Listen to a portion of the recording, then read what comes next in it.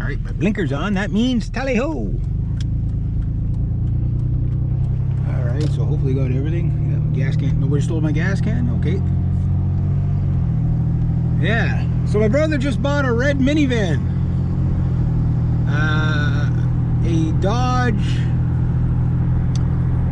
Mini Caravan. I think it's a 2012. I haven't seen it yet, but so my poor dad has been out on the road all day with my brother.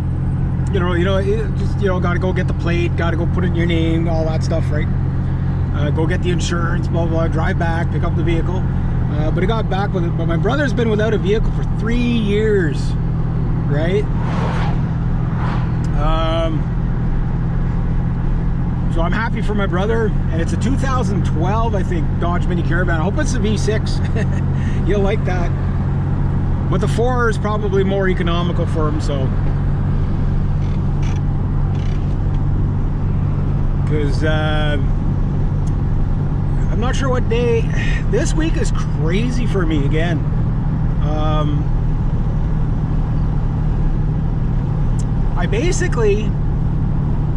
I had Friday off, and it's now Tuesday. Saturday I worked on a trailer that I thought was going to be picked up sometime this week, but it turns out it wasn't. It was picked up yesterday.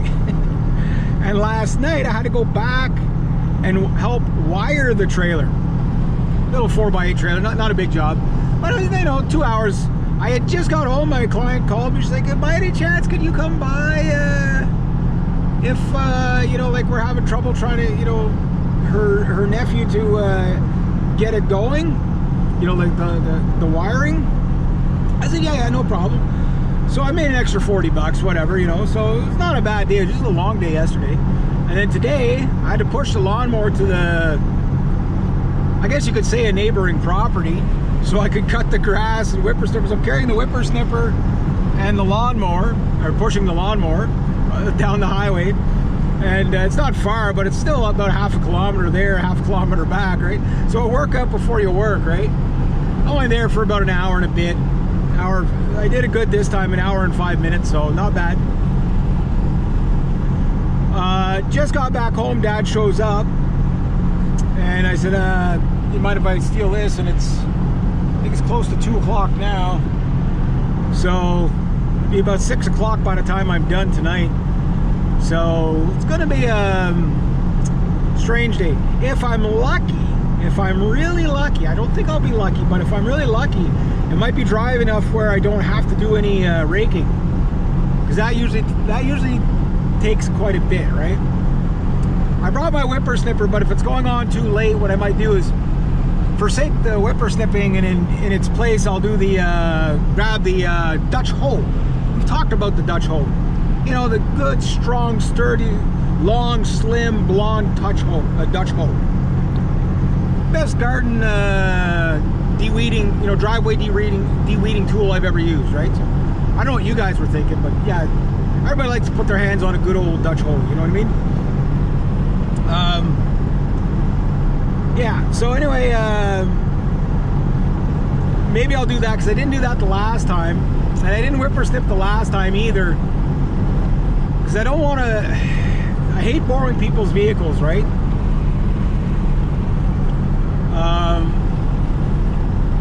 Because everything's a time bomb, of course, and I've had so many items break down in the past week. Whippersnip, my new whippersnipper, I think it's just clogged. But I don't. The problem is, when you work all the time, you have no time to maintain your stuff. You know what I mean? And it is something that you have to factor in. Problem is when you're broke, you can't afford to take the day off, right? So like I put myself in this catch-22 that I'm in. It's not a, not a really bad thing, but it's just like I have no disposable income. All my money is doing is paying bills. You know what I mean? But it sets me up for next year. So when that trailer's paid off, for example, that money can go towards getting ahead, which I'd be ahead if I didn't buy the trailer. And I got $700 left to pay on it, soon to be 580. So you know, like even if it takes me another 6 months to pay it off, doesn't matter. We're near the end of the season anyway. I'm not worried about getting the trailer on the road this season. I wasn't expecting to even come close to saving up for a trailer till next year, right? The trailer's sitting in my yard. It's just, you know, I got to get the plate on it and all that stuff. But you know, like my buddy's like, well, why not just get the plate on it and start making money with it and you pay it off after? I said, yeah, but now my boots are done. The truck's broke. You know what I mean? Like, there's so many priorities above it. And it'd be different if I had like 10 scrap metal runs. You know, like a good, you know, $2,000 worth of scrap metal runs. Then yeah, okay, yeah, that'd be the smart investment. But right now I don't have that, right? I get the odd scrap metal run here and there. And because of that, it kind of sets me up so that, you know, they're a bit sparse, right? So to spend money on the trailer and put it on the road and not pay back my debts quickly, I don't think is a bet, you know, like I got the trailer. It's just a matter of when does it go on the road? You know, January, February, you know what I mean? Like, it doesn't matter. Like, I've got it, right? You know, like half the battle's done. It's just a matter of knocking down that $600. Plus, the other problem I have is I have to be really tight with my money. Because even though it's the end of August, like, I have to save up money for the winter, right? And because I factor in that there's going to be zero employment in the wintertime, and because I'm self-employed, I can't get like unemployment insurance or welfare and shit like that, right? So I've got nothing in the winter, you know. That's why it's so hard, you know, to get ahead.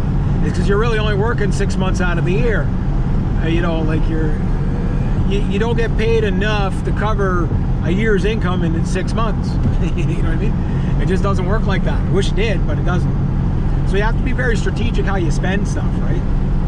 Get ahead. But I think my new strategy is get ahead and just do without, but get ahead. Because you see, when I bought my truck, what I did is I saved up a whole bunch of money, you know, from Brutus, right? My white Dodge. And he earned, you know, he more than earned his keep, you know. Thunder has earned his keep. He's made me over 11,000 bucks. You know, close, getting, you know, about, well, be 11,500 now. And look at that, he paid it. Wow.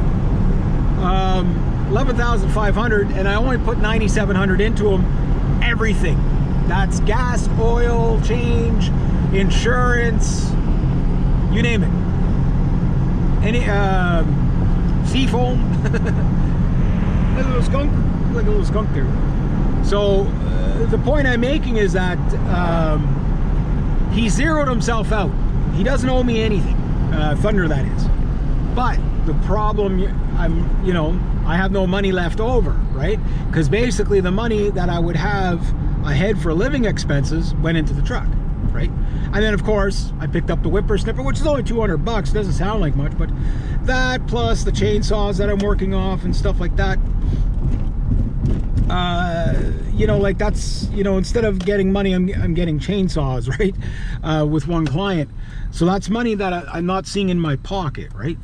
You know, I'm getting something for it, but it's money I'm not seeing in my pocket.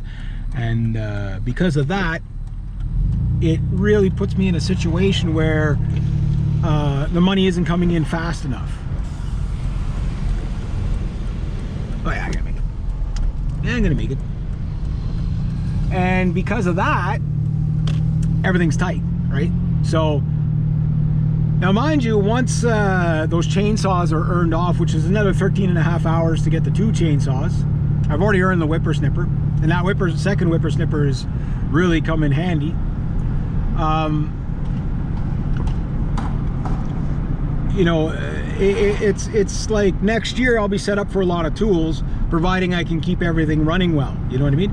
But I'm going to have to invest in those tools too. In the sense of, you know, making sure that they run 100%, you know what I mean, for the whole season. I might buy a third whippersnipper, who knows? And I don't know about Tree Kong, whether I'm going to get him or not. You know, like, we're getting near the end of the season, and I'm not going to commit 22.5 hours of work to a saw that's not rock solid. But the cool thing about Tree Kong is I know exactly what to expect. I didn't realize it, but my buddies, I thought he had a 65cc Husky. He doesn't. He has the 72. It's basically the 372. The saw I might be getting is the 272. It's the precursor, right? So same saw, just one generation difference. So 72 cc's is what my buddy's is. And I could have parked a little bit over the line there. But the point I'm making is that oh, that's a nice truck. The point I'm making is that I know what it's like to work with that saw, right? So that's a nice big boy saw. It's not huge monsters, but 72 cc's is not small. You know, like, that's a big saw. And if I do get that saw, you know, that sets me up for next year as well.